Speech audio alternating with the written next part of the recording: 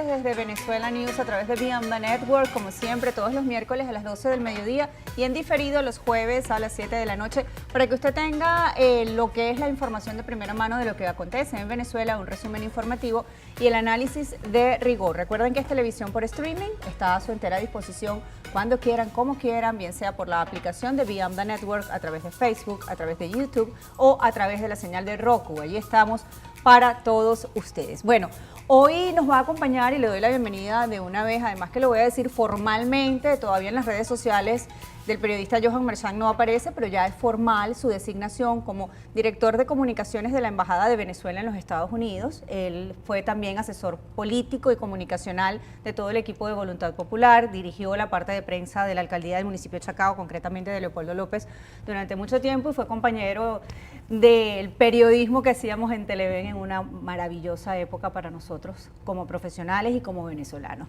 Johan, un placer tenerte acá con nosotros, ¿no? Gracias, Elvia, a ti y a tu audiencia. Sí, yo creo que hay mucho que analizar, mucho que comentar sobre los últimos acontecimientos que se han generado en relación a Venezuela. Yo decía semanas atrás que acá preparamos un programa y terminamos probablemente haciendo otro porque las informaciones no cesan, ¿no?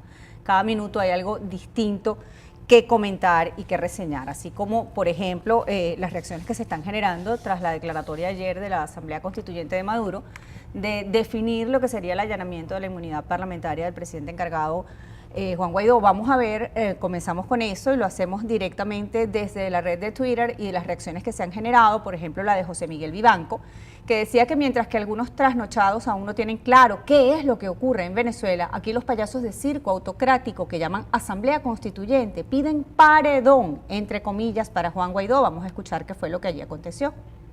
El allanamiento es muy poco. ¿Cómo se trata a los traidores a la patria?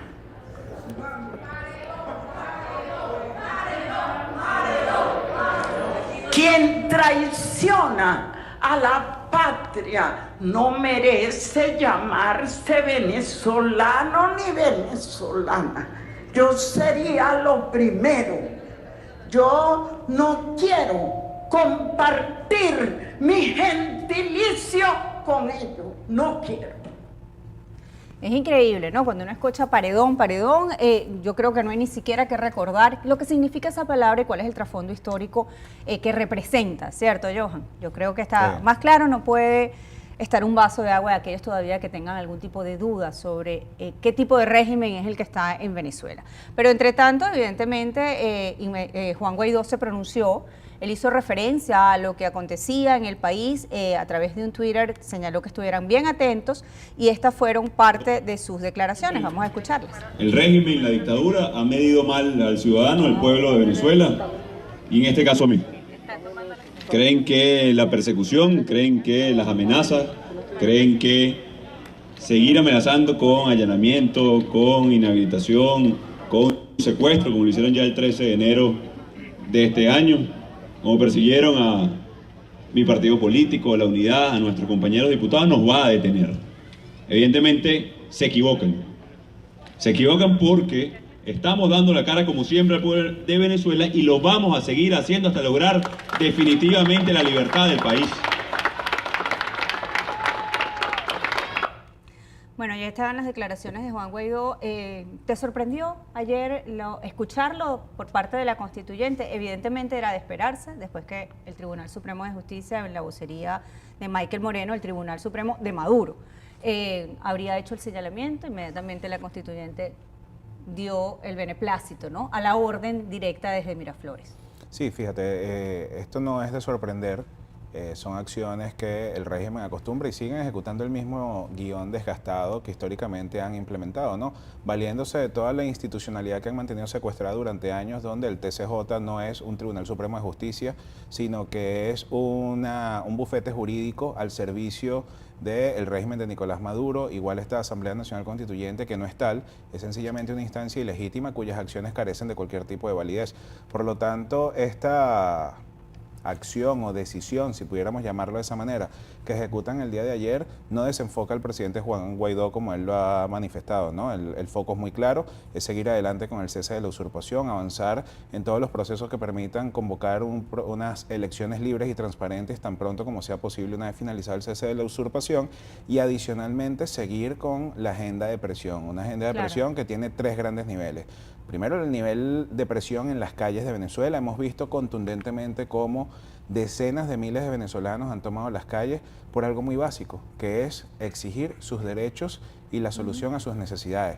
Antes, y yo creo que es una de las cosas más destacables de este proceso, ya no estamos hablando de protestas en sectores de clase media, que eran las críticas que anteriormente había. En esta oportunidad vimos cómo desde el 23 de enero, cómo desde San Martín, cómo desde una serie de sectores populares que anteriormente el régimen se jactaba de que estaban a su favor, hoy día están con el presidente Guaidó y están demandando la salida de Nicolás Maduro. Y un segundo nivel de presión que ha sido contundente, que es la presión internacional, que desde allí el presidente Juan Guaidó ha logrado el apoyo de más de 50 países en reconocimiento a su mandato. Hay ya embajadores y misiones diplomáticas establecidas en los diversos países, y toda esa presión internacional mantiene al régimen cercado. Bueno, por supuesto, y las reacciones no se hacen esperar. Desde Estados Unidos concretamente llegan todos los días, hay una declaración y llega algún comentario al respecto, ¿no? Pero recordando un poco, ¿no?, los días atrás, vamos a colocar primero cuál fue la mención que hizo Michael Moreno, presidente del Tribunal Supremo de Nicolás Maduro, sobre esta solicitud que estarían haciendo y que ya sabemos la Asamblea Constituyente de inmediato respondió.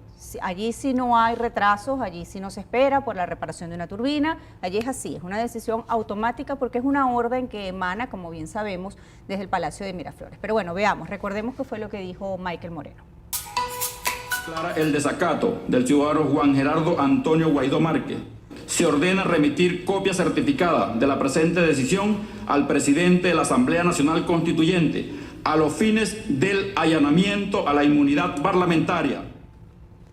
Esas fueron las declaraciones y esto se da días después de otra acción. Recordarán que el contralor también del régimen de Maduro, Elvis Amoroso, habría declarado que tenía una inhabilitación política para el señor Guaidó, para el presidente interino encargado de Venezuela.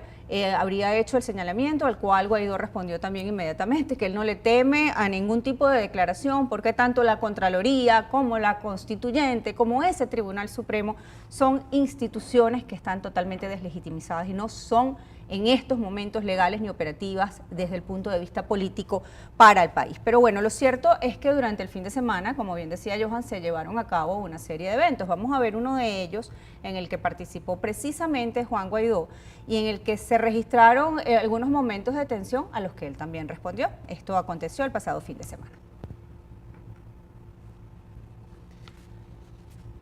Esto fue en San Bernardino. Él llegó en euforia con toda la gente allí presente. Recordarán que habían apagones y esto fue lo que dijo cuando comenzaron a tirar bombas lacrimógenas en el sector muy cerca de la tarima donde él se encontraba. Miren, eso es lo que les queda. Los que tienen miedo son los que usan las armas. Los que tienen miedo son los que usan gases. Nosotros tenemos y damos la cara en todo momento, porque no tenemos miedo, porque vamos a seguir adelante. Y esta acción replicó porque en la Asamblea Nacional se dieron acto de presencia a un grupo de exmilitares y de efectivos de seguridad de Venezuela para manifestar también su apoyo al gobierno de Juan Guaidó. Es una serie de oficiales en situación de retiros que dijeron, entre otras cosas, bueno, lo que va a ser su compromiso de ahora en adelante. Vamos a ver lo que allí acontecía. Allí los vemos a la salida de la Asamblea Nacional, por supuesto fueron recibidos por Juan Guaidó, pero escuchemos primero parte de las declaraciones del grupo de exoficiales. Nos comprometemos a formar parte de los luchadores para lograr la libertad de la democracia en Venezuela.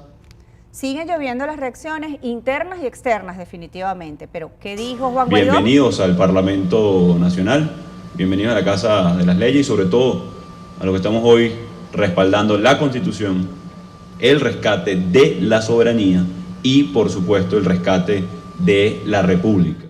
El rescate de la República sigue siendo evidentemente el objetivo final de todo lo que es este proceso que, como bien sabemos como venezolanos, se esboza en 3 pasos. Primero, el cese de la usurpación, crear un gobierno de transición y convocar elecciones libres una vez que las condiciones estén dadas para eso, ¿cierto? Es así, y es una agenda que no se ha descansado en ello, es una agenda en la que se ha venido avanzando. Cada paso que da el presidente Guaidó, por ejemplo, que esta semana dio su esposa, la primera dama Fabiana Rosales de Guaidó acá en Estados Unidos, va apuntando hacia el cese de la usurpación, en consolidar los apoyos e incrementar la presión con acciones contundentes en contra del régimen de Maduro y sobre todo en detener el sufrimiento del pueblo venezolano. Hemos visto cómo a raíz de esta serie de apagones sistematizados se ha incrementado el sufrimiento del pueblo y eso es una de las preocupaciones que tiene el gobierno interino de Venezuela. Claro, bueno, viste lo que ha sido, yo no podría decir que son 4, 7, 5, decían que son en total 6 apagones, pero yo no creo que podamos hablar de 6 apagones. Yo diría que hay un corte ininterrumpido de energía eléctrica desde el pasado 7 de marzo. Unos por 48 horas, otros por 72. Maracaibo lleva 200 horas. Con esta última réplica vamos a catalogarlo de esa manera, de los apagones. Y lo cierto es que el país está sufriendo, que el pueblo es el que está sufriendo, porque yo supongo que Nicolás Maduro en Miraflores debe tener una planta eléctrica bien importante y bien grande. Y vimos cómo durante el pasado fin de semana se generaron diferentes eventos, diferentes protestas, precisamente por el tema de los apagones. Vamos a ver estas imágenes que remiten precisamente esa situación que se vive en Venezuela cuando llega la noche y lo que vemos es esto, oscuridad y algunas luces de los carros. Oscuridad, miedo, temor, pero no desesperanza. Yo creo que la esperanza sigue estando presente. Que nos acostumbremos al apagón. Que nos acostumbremos como cuando falta el agua. Si quieren que nos acostumbremos, escuchaba una declaración de Nicolás Maduro, y la vamos a colocar más adelante, donde decía, ¿cuál es el problema? Que se les vaya el agua. Si lo resolvemos con cisternas. No, fíjate, yo creo que esto, de alguna manera, el régimen ha buscado que ese sentimiento de respaldo nacional que ha habido hacia el presidente Guaidó se anulara a través de esta serie de acciones que ha impulsado el propio régimen, que efectivamente surgen de la incapacidad y de toda la corrupción que durante años saqueó los recursos de la nación y que, por ejemplo, acabó con todo el sistema eléctrico nacional, que acabó con todo el sistema de las termoeléctricas y que hoy día, inclusive producto de esa persecución interna, esa cacería de brujas interna, no hay ni siquiera técnicos calificados que puedan restablecer el sistema eléctrico nacional, entre tantos otros problemas que tiene el país. Sin embargo, creo que en ese proceso del apagón que se le generó por esa ineptitud y toda esa corrupción, se dieron cuenta que pudiera haber una posibilidad de volcar la gente en contra del presidente Guaidó, pero eso no ha ocurrido. Más bien la gente está en las calles reclamando la salida de Maduro porque está exigiendo que quiere su agua, que quiere su electricidad, que quiere comida y que sobre todo quiere bienestar, quiere salir y vivir en democracia, claro, sin dictadura. Quiere una estabilidad desde todo punto de vista. Esas protestas se hicieron sentir. Johan decía al comienzo del programa que no solamente son en las Mercedes o en la autopista Francisco Fajardo. Quienes conocen Venezuela, quienes somos de allá, sabemos que esto forma parte del este de la capital y en reiteradas oportunidades el régimen se excusaba diciendo no, ese es el este, esa es la clase media o la clase alta que protesta, pero no, vamos a ver qué sucedió concretamente en el silencio, donde se dieron cita cientos de caraqueños para decir basta, queremos un cambio.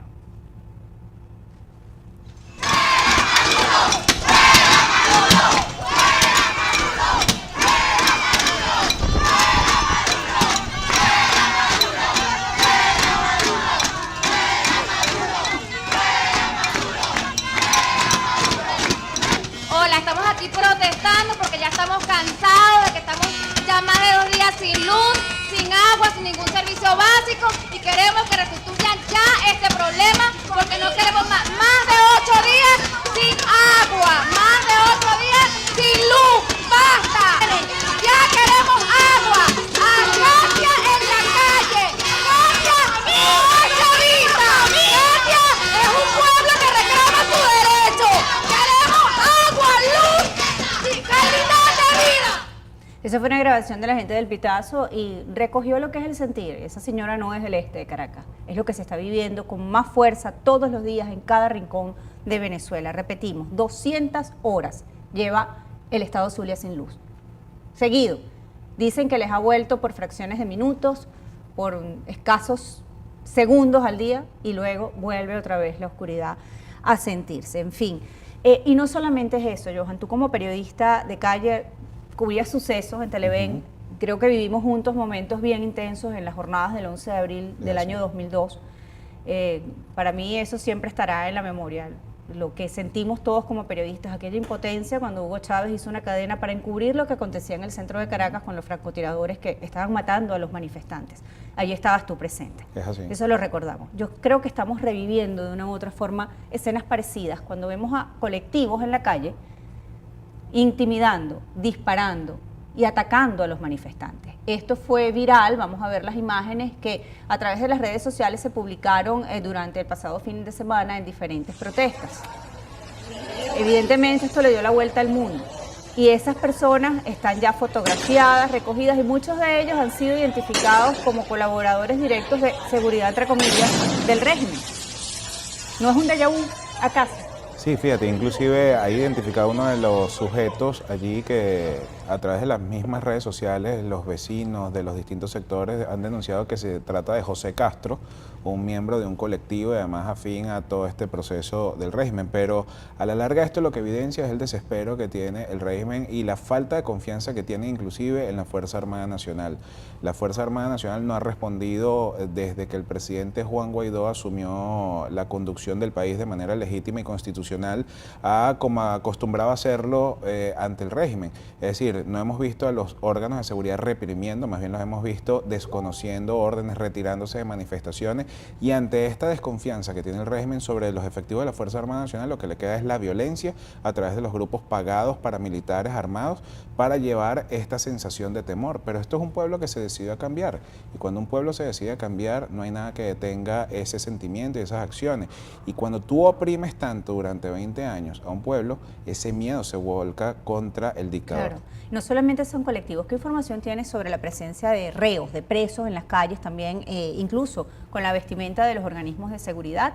Veíamos a Iris Varela cuando el evento en la frontera y la quema de las gandolas, de las primeras gandolas con el ingreso de ayuda humanitaria, por ejemplo, no estaba allí fíjate, fortuitamente. Esto no son especulaciones, esto son imágenes que han recorrido las redes sociales porque afortunadamente ante la censura que pueda imperar en Venezuela producto de la presión a los distintos medios de comunicación y las sanciones y toda la persecución impositiva que sabemos impera, las redes sociales hoy día permiten que todas estas imágenes fluyan, se viralicen y que se conozca la verdad, ¿no? Y ahí vimos cómo varios cantidades de autobuses llegaban, por ejemplo, a Santa Elena de Guairén y hacia otros sectores donde los presos bajaban de estas unidades y los armaban y atacaban a la población. Es decir, estamos hablando de un régimen criminal, un régimen que actúa con la fuerza y con la violencia para tratar de detener este proceso de cambio, pero como el presidente Juan Guaidó lo ha afirmado y lo ha liderizado, esto es un proceso indetenible y la gente está demostrando en las calles que no está dispuesta a perder en esta oportunidad la conquista de su libertad. Claro, yo estoy segura que será así. Como decíamos, la esperanza sigue presente. Hay miedo, hay, por supuesto, muchísima incertidumbre. Sobre todo hay que estar en Venezuela, pienso yo, para sentir que nuevamente se te va la luz, que no tienes agua, que no puedes salir, que se te echa a perder la comida en la nevera, que qué vas a hacer, qué vas a recurrir, la parte médica, aparte de los hospitales, que la crisis es cada día más profunda y más fuerte. En fin, hablando de los colectivos, aquí tenemos otro video que también en estos momentos comienza a generar impacto, porque en este caso dicen que rompieron un piquete de la Guardia Nacional para cruzar el puente Simón Bolívar, pero decíamos que hay muchísima gente infiltrada dentro de supuestos cuerpos de seguridad para tratar de intimidar a los venezolanos. Esto fue lo que, por ejemplo, este usuario de Twitter pudo captar señalando, y va a caer, este gobierno va a caer, grita un pueblo que necesita urgentemente que los puentes internacionales entre Venezuela y Colombia estén abiertos. Es la salida más cercana ante la grave crisis que enfrentan los venezolanos, y reproducimos el video.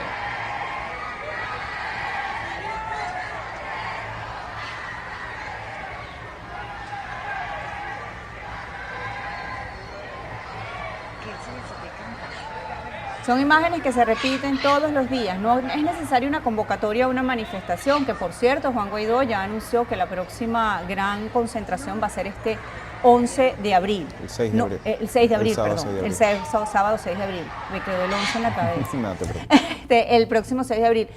No es necesario una concentración o un llamado formal para que los venezolanos salgan a protestar. Esto es lo que todos los días se registra en las calles de diferentes ciudades de nuestro país. Es que mira, Elvia, ¿en qué país del mundo un ciudadano no puede retornar a su país, entrar y salir libremente por la frontera? Eso solo ocurre bajo el régimen autocrático de Venezuela. Y este malestar es el que estamos viendo. Por eso las personas ayer cansadas de que no pueden entrar a... O sea, ¿cómo tú no puedes entrar a tu país a llevar a tus chamos al colegio? O sea, eso es una de las primeras necesidades, que tienes que buscar caminos alternos para tratar de exponer la vida, exponer a tus niños para que puedan tener acceso a lo que es un derecho básico como la educación, como el alimento, la salud, cualquiera de estas necesidades básicas que todos tenemos. Entonces, la gente está cansada de este tipo de situaciones y la gente está pasando por encima de los obstáculos que plantea el régimen. Te lo decía hace unos minutos. ¿Tú viste en ese caso una Fuerza Armada Nacional reprimiendo a la gente? No. La Fuerza Armada permite el acceso de la gente porque ahí hay mensajes muy claros. ¿Qué crees tú? Y remito lo que a través de los cientos de comentarios que se producen día a día se generan. ¿Qué es lo que sucede? Que no hay un quiebre de la Fuerza Armada. Porque para terminar el gobierno de transición, yo supongo que una de las apuestas de todo el equipo de Juan Guaidó es vamos a resolverlo nosotros, tratar de resolverlo nosotros primero como país. Tenemos una Fuerza Armada y el llamado es continuo. En todos los discursos hay un llamado a la Fuerza Armada. Pónganse del lado correcto de la historia. Y ha habido avances en ese sentido. Más de 1.500 funcionarios el día de hoy se han puesto al servicio del presidente Juan Guaidó. Muchos de esos funcionarios se encuentran en Colombia producto de que a partir del 23 de febrero, cuando se intentó ingresar la ayuda humanitaria a Venezuela, que fue quemada por el régimen, muchos de estos funcionarios se pusieron al servicio del presidente Guaidó y esos funcionarios han continuado. Lo que pasa es que bajo este ostracismo comunicacional que impera son informaciones que se diluyen dentro de todos los grandes temas que hay en el día a día, pero adicionalmente lo ha expresado continuamente el presidente Guaidó, más del 80% de la Fuerza Armada Nacional. La información que se tiene está en contra del régimen de Nicolás Maduro, pero ¿qué ha ocurrido durante estos 20 años? Ha habido una injerencia y una profunda penetración de la Fuerza Armada Nacional por parte de las fuerzas cubanas. Y esas fuerzas cubanas hoy día tienen un seguimiento hombre a hombre de los distintos oficiales y efectivos de la Fuerza Armada Nacional. El torniquete lo tienen los cubanos. Los cubanos tienen control de los altos mandos de la Fuerza Armada Nacional y de toda la inteligencia dentro de la Fuerza Armada Nacional. Entonces, en este sentido, quizás la reacción contundente que se espera que ocurra y que es por eso el presidente Juan Guaidó ha impulsado las garantías necesarias para que estos funcionarios que se pongan al servicio de la Constitución y del gobierno interino de Venezuela tengan las garantías de que no van a ser juzgados porque bajo ningún concepto son traidores a la patria como pretenden hacer ver los miembros de la iglesia. Y la ley de amnistía, ¿no crees que que esa ley de amnistía haya calado en los cuarteles? Sabemos que por ejemplo en Fuerte Tiuna circuló y habían imágenes de grupos reporteriles que pudieron penetrar, que por supuesto no pudieron transmitirse porque sabemos que hay una censura que impera desde el régimen, no desde los medios, sino desde el régimen, pero que evidenciaban que muchos lo leían, pero que otros lo quemaban o la quemaban la ley. Es que fíjate, es un tema de que cada quien trata de resguardar su integridad y muchos no quieren que públicamente se vea cuál es su verdadera posición, pero la ley de amnistía fue escuchada, fue analizada, inclusive eso generó otro proceso de persecución a lo interno de la FAN. Entonces, estos son procesos donde los grandes pasos quizás no los vemos de inmediato, no son grandes pasos que se ven fehacientemente, pero ocurren. Y cuando termine de ocurrir el quiebre de la Fuerza Armada Nacional, así como ocurrió el quiebre de otras instituciones, el régimen habrá tenido ¿Eso es lo que se está esperando? Porque leí esta mañana en el Diario Nacional, nuevamente María Corina Machado, por ejemplo, insiste en la aplicación del artículo 187 de buscar una intervención militar, de buscar una ayuda para poder acabar con el régimen de Maduro. Yo sí creo que cada paso debe darse bien pensado. Esto no es de la noche a la mañana, como quizás muchos creímos al comienzo, por la misma euforia que sentimos como venezolanos de ver la libertad detrás de la esquina. Mira, estos no son procesos donde hay que decir las palabras bonitas o los mensajes que la gente quiere escuchar. Estos son procesos de conducción responsable y disciplinada. Y si algo ha demostrado el presidente Juan Guaidó desde que asumió a partir del día 23 de enero la presidencia interina de Venezuela, es que cada paso ha sido preciso, cada paso ha sido quirúrgico, cada paso ha dado resultados y no es un proceso a lo loco. porque de nada sirve convocar algo que sea lo que la gente quiere escuchar, pero si no va a tener el efecto inmediato que se desea. Cuando analizamos lo que ha ocurrido desde esa asunción de mandato del presidente Juan Guaidó hasta hoy, los avances están ahí a la vista de la gente. Una comunidad internacional trabajando cuerpo a cuerpo con el gobierno interino de Venezuela, con embajadores reconocidos en distintos países, con una permanente presión hacia el régimen a través de distintos mecanismos, sanciones, expulsión de funcionarios afectos al régimen de distintos países, incautación de recursos mal habidos de los que se ha hecho el régimen y toda su red de testaferros, muchos de ellos acá en Estados Unidos. Hemos visto también cómo logramos recuperar Citgo, y hoy día está al servicio de los venezolanos. Y cuando decimos al servicio de los venezolanos es porque esos recursos no están disponibles y no los está utilizando el presidente Guaidó, porque eso sería malversación. Eso ya está a disposición de que esos recursos que se siguen ahí acumulando están a disposición para cuando la Asamblea Nacional dé las instrucciones necesarias de cómo se ejecuta el presupuesto de la nación como debe ser. Seguro estás al tanto de la reunión que está por darse o que ya se gestó con el vicepresidente Mike Pence y la estructura que se está montando con los familiares de los detenidos de Citgo, porque evidentemente el régimen inmediatamente busca la detención, el punto flaco pues, en Venezuela para amedrentar todo lo que tiene que ver con la directiva de Guaidó en Citgo. ¿Cuáles son los próximos pasos a seguir con eso acá en Estados Unidos? Fíjate, ya se asumió el control de Citgo. Como te digo, la Asamblea Nacional debe, dentro de todo este procedimiento,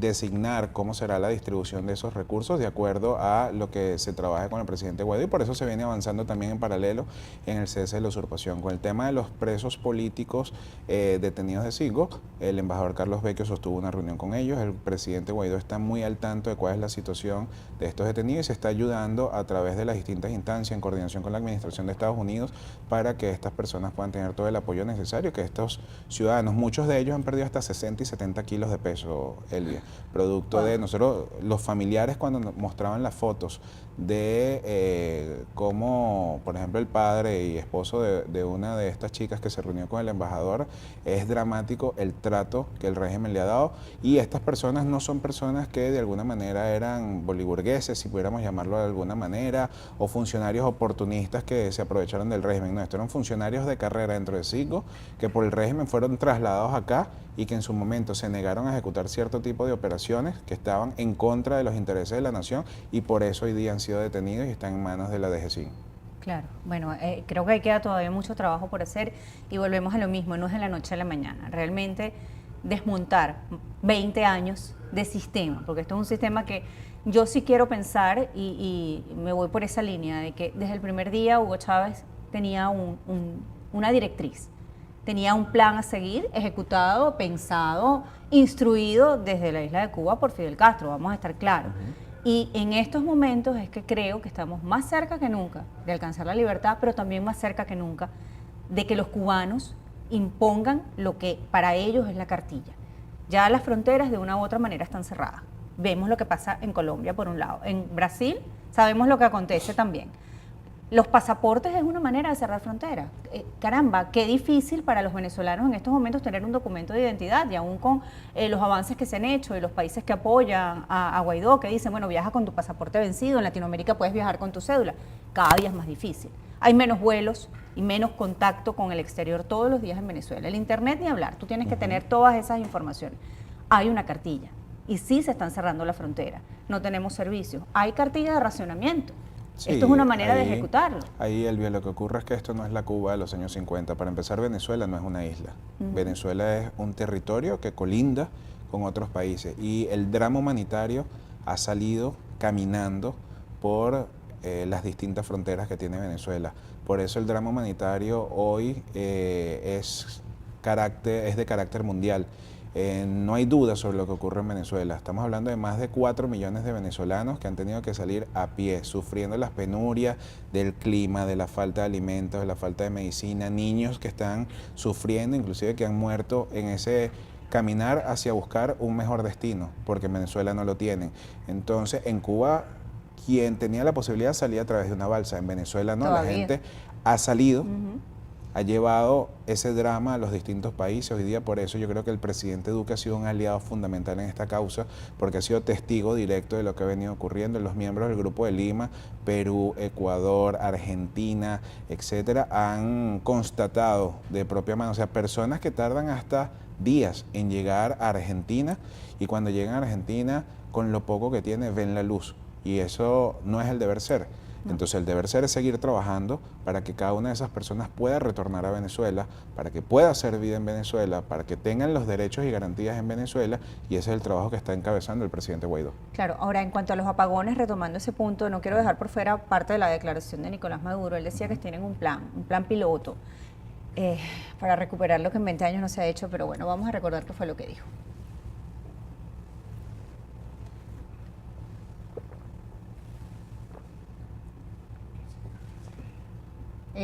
Vamos a esperar la declaración de Nicolás Maduro. Él comentaba sobre este plan piloto y hay mucha información que se comienza a entretejer sobre eso, porque hay quienes dicen que he aprobado un plan de 30 Esto fue lo que días mencionó.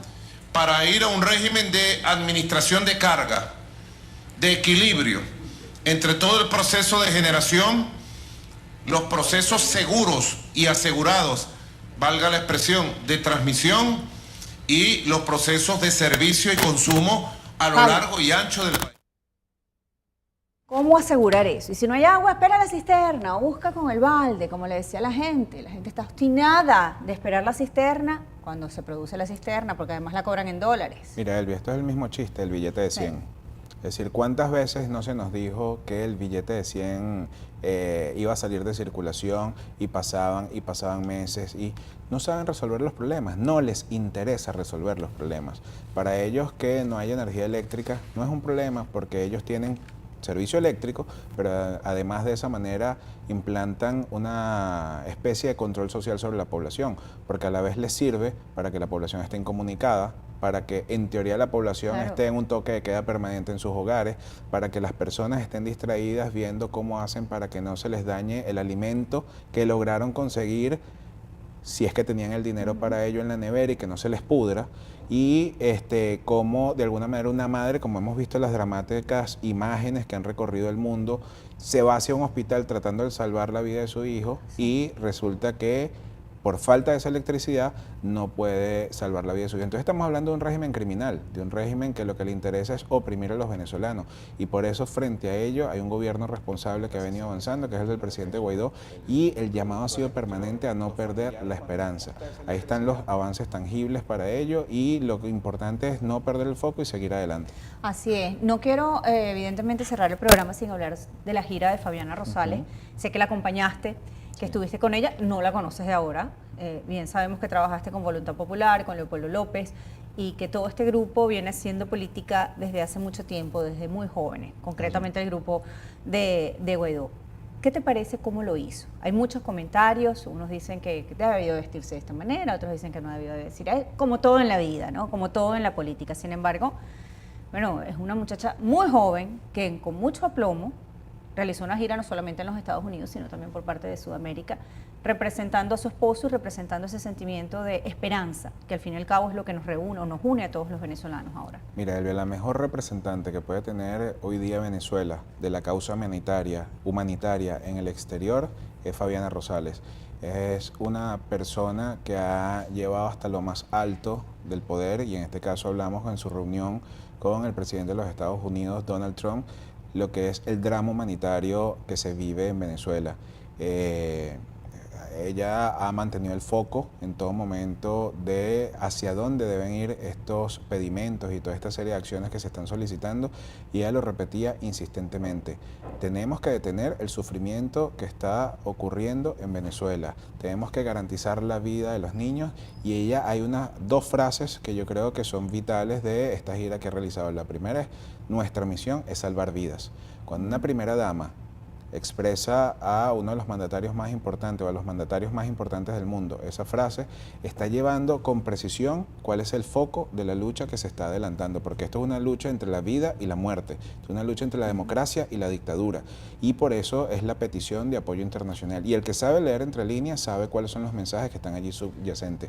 Y lo segundo, la gente critica que si se sonríe, no se sonríe, que si se vistió así. Ella lo ha dicho, sonreír en dictadura es un acto de rebeldía. Y de es lo mismo valentía. que le criticaban al presidente al principio. Yo te digo, yo conozco a Juan Guaidó desde hace 10 años. Y Juan Guaidó permanentemente, hasta en los momentos más adversos, ha mantenido esa sonrisa. Yo tuve la oportunidad lamentable de pasar por un secuestro. Y estuve 30 horas secuestrado y yo recuerdo que cuando finalmente llego a mi casa, que me recogen en el sitio que me había liberado, la primera persona que estaba esperándome en la puerta de mi casa era Juan Guaidó. Y en ese momento, como activista de Voluntad Popular, diputado, no presidente de la República obviamente, pero cuando yo abrí la puerta de la camioneta, lo que estaba allí era Juan Guaidó, como lo vemos habitualmente, con un saco, una camisa blanca, un jean y con una sonrisa en el rostro. Y la esperanza que en ese momento me transmitió fue importante para mí. Es la misma esperanza que le está transmitiendo hoy día a Venezuela. Entonces, ellos están muy claros del objetivo que tienen, están muy claros del peso que llevan sobre sus hombros y el compromiso que representa ese peso para la libertad de Venezuela, y en función de eso están actuando responsablemente, con acciones concretas, no están actuando a lo loco, y todos aquellos que quieran que ellos impulsen acciones que de alguna manera no redunden en un éxito de este proceso que se ha adelantado, se equivocan. Ellos van a seguir adelante con lo que haya que hacer en el momento que haya que hacerlo y con la solicitud precisa que haya que adelantar. Claro, bueno, esperamos todos que así sea, definitivamente. Como nuevo director de prensa de comunicaciones de la Embajada de Venezuela en los Estados Unidos, ¿qué le dirías a los venezolanos que hacen vida en este país, que somos muchísimos? El tema de la documentación, el tema de los pasaportes, la misma Fabiana Rosales señalaba, en una próxima etapa estaremos dando respuestas sobre eso, porque me imagino que tarda. Pero ¿cuáles van a ser esas acciones comunicacionales? ¿Cómo dirigirse a esta comunidad que está ansiosa de recibir, primero, buenas noticias, y segundo, de recibir evidentemente un servicio consular como cualquier país democrático y libre del mundo? Mira, lo primero que hay que dejar claro es que el régimen desmanteló la red consular. Cuando hace un par de semanas se ingresó finalmente a las sedes diplomáticas, la de Nueva York, 2 agregadurías militares en Washington, se constató cómo estas personas destrozaron todo el sistema de internet, destrozaron todos los insumos que se utilizaban para la emisión de pasaportes, atención consular, etcétera. Entonces se ha venido realizando un proceso que adelanta el ministro consejero de la misión diplomática en Estados Unidos, Gustavo Marcano, un proceso en el cual ahora viene la etapa de apertura de un registro consular. En ese registro consular se van a sondear cuáles son las principales necesidades que tiene la comunidad o la diáspora venezolana en Estados Unidos, para ver cuáles son los procesos iniciales que se pueden comenzar a atender. Obviamente estamos hablando de que todo esto va de la mano con la legislación y los procesos que gestiona el país anfitrión, y sabemos que en Estados Unidos los temas que tienen que ver con inmigración, con verificación de identidad son bastante rígidos, entonces por eso se están buscando los mecanismos. Hay países donde ya se ha avanzado en, por ejemplo, extender la vigencia de los pasaportes. Aquí se están adelantando varios mecanismos con el gobierno de Estados Unidos para ver cuál es el idóneo que se puede adaptar, y que de esa manera venezolanos que no tienen un pasaporte vigente, bueno, puedan tener un mecanismo para poder entrar y salir del país, demostrando que ya tienen una residencia acá en el país, etcétera. También hay que destacar que el embajador Carlos Vecchio ha venido trabajando conjuntamente con senadores y congresistas en que pueda ser aprobado el estatus de protección temporal para venezolanos, el TPS. Y la gente dice, bueno, es que si van por el TPS es que ya se olvidaron de la lucha. No, señores, son procesos que tienen que ir en paralelo, porque la misión del gobierno interino del presidente Guaidó y la misión que se ha trazado el embajador Carlos Vecchio es la protección de los venezolanos dentro y fuera de Venezuela, y parte de esa protección va para que los venezolanos que están acá en Estados Unidos puedan tener tranquilidad de su estatus migratorio mientras se concreta el cese de la usurpación en Venezuela. Y en esto la administración ha tenido los oídos abiertos. Obviamente te digo, aquí los controles de identidad son muchísimo más rígidos que en otros países, por lo tanto, en ese sentido se está buscando cuál es el mecanismo idóneo que permita avanzar en ese sentido, y también ver cuándo puede comenzar a darse el servicio consular hacia los venezolanos en por lo menos algunas ciudades iniciales y luego irlo ampliando. Claro.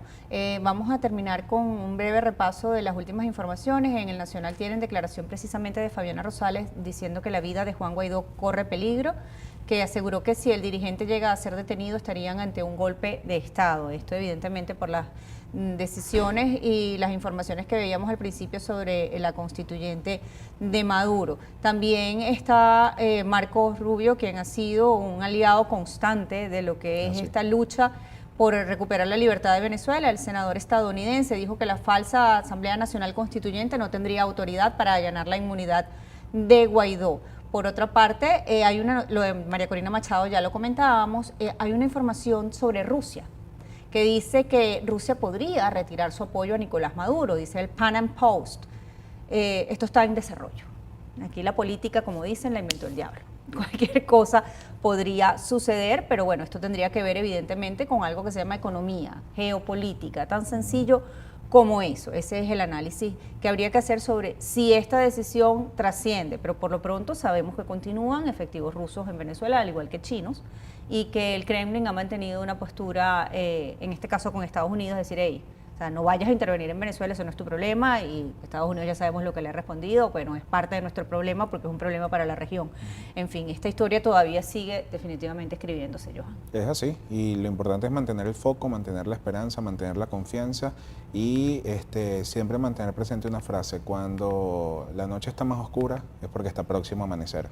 Entonces, lo que hay es que seguir avanzando. Yo sé que en estos procesos cuesta tener paciencia, porque ante el drama humanitario que estamos viviendo todos, y digo viviendo todos porque así estemos fuera de Venezuela, tenemos familia en Venezuela y esa familia nos preocupa, nos duele y está pasando por toda esta serie de situaciones también. Entonces todo se está trabajando para avanzar lo más pronto posible en el restablecimiento de la democracia, el restablecimiento de la libertad y recuperar la felicidad de todo un pueblo que lamentablemente un régimen autocrático se le ha robado. Amén, así sea. Gracias Rafael Serena desde Serena Clínica en España, gracias a Ivonne Brandt también desde Madrid por seguirnos, por escribirnos mensajes, gracias a Carvaz, a Chris Press, Carlos Grossman, a Flor Díaz, bueno, muchos comentarios. Luis Felipe te manda saludos también desde las Canarias, que te conoce mucho, es primo mío, por cierto. Lo sé. Sí, gracias a Pedro Berberian, a Darwin Vizcaya y a todos ustedes por hacer posible, evidentemente, que llegáramos a través de la plataforma de streaming de BM, de Network y de Venezuela News, la aplicación que tienen a través de su móvil. Será entonces hasta la semana que viene. Mil gracias, Johan. Muchísima suerte en este nuevo reto que emprendes, que sé que lo vas a hacer como siempre, con mucho profesionalismo. Gracias. Se les quiere. Hasta la próxima.